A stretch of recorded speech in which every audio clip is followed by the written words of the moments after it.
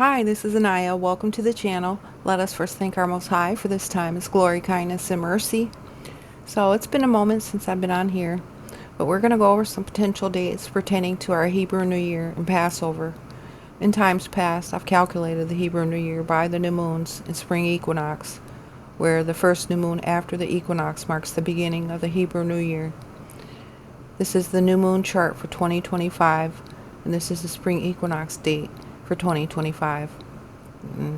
This date, March 29th, is after the spring equinox, so I marked that as the Hebrew New Year. So March 29th was the new moon for March 2025. So March 30th will mark the first month in Hebrew New Year for 2025 because the day begins with light, and our Most High made the greater light to rule the day and the lesser light to rule the night. But Passover is observed in the evening because that's when we left our Egyptian bondage in the first Exodus. As you can see, these months are in alignment with the new moons for 2025. And the first month would be March 29th. The 10th month would be December 19th. And that's for 2025. And this is the new moon phase chart for 2026. Where January 18th would be the 11th month and the 12th month would be February 17th. And the first month would be March 18th. And I put the 13th month as a possible calculation because we're going to go over that here when we talk about the 28 days of 13 months. And as you can notice, this new moon is before the equinox. So that's why I said in times past I've calculated it by that. But this date is so close to the 364-day count that we're going to go over in the 354-day count that April 17th just seems like it would take us too far off. But 28 days of 13 months gives us 364 days. And from that date, 3/30, the Hebrew New Year of March 2025. You can see it up in the left-hand corner. Added 364 days gives us a date of March 29th of 2026.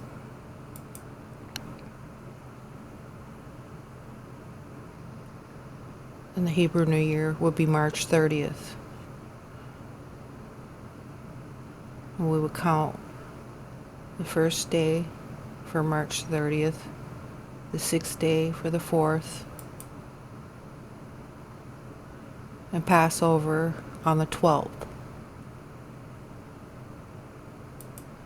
And these verses speak about the 10th day and the 14th day. And we'll go over that in a little bit. But I wanted to look at this Book of Enoch, chapter 82:6, when they speak about the 4 gates of 91 days each. For they belong in the reckoning of the year, and are truly recorded forever, one in the first gate, and one in the third gate, and one in the fourth, and one in the sixth. And the year is completed in 364 days. In the beginning of the year, Melchiel rises first and rules, who is called the southern sun, and all the days of his period during which he rules are 91. So we take 91 days times 4 gates, or even possibly 4 seasons. It gives us 364 days. And then if you also look at the 13 months, which we looked at here, gives us also 364 days. The International Fixed Calendar, also known as the Cotsworth Plan, the Cotsworth Calendar, the Eastman Plan, or the Ural, was the proposed reform of the Gregorian calendar designed by Moses P. Cotsworth, first presented in 1902. The International Fixed Calendar divides the year into 13 months of 28 days.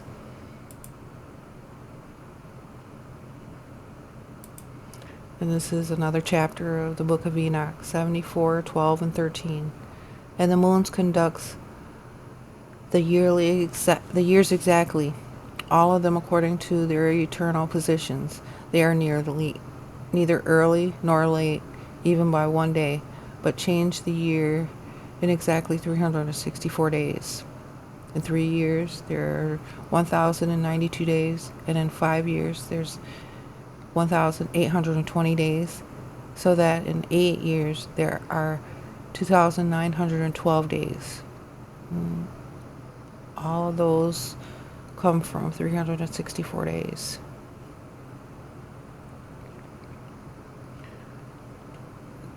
So,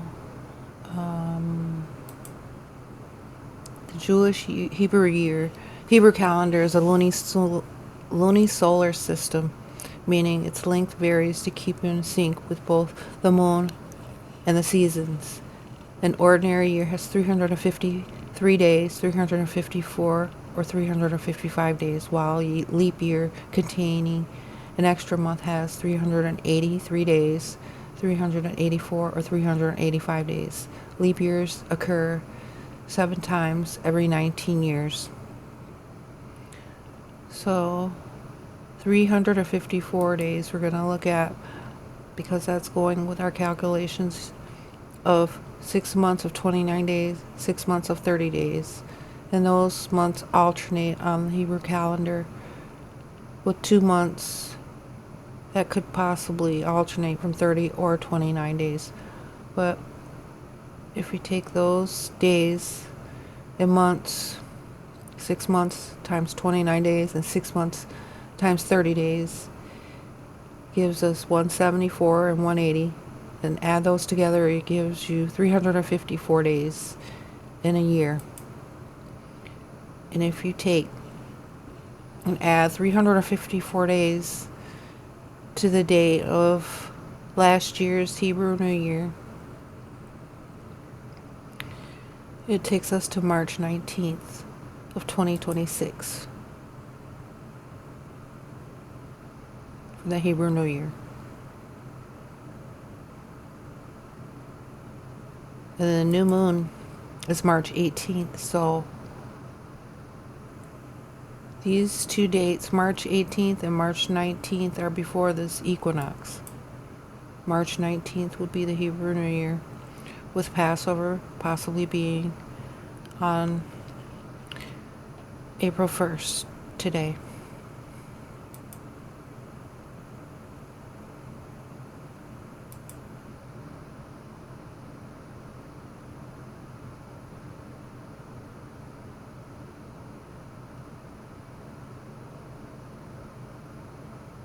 So from this date, March 30th, 2025, added 364 days, it takes us to March 29th of 2026. With the Hebrew New Year on March 30th, and you're counting the first day on March 30th and the sixth day on April 4th. With Passover possibly being on April 12th.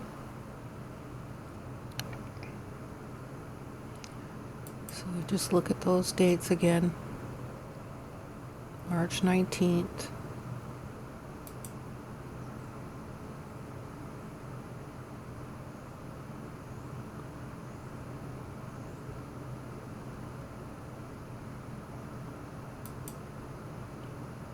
And then we add the 364 days, and it takes us to March 29th.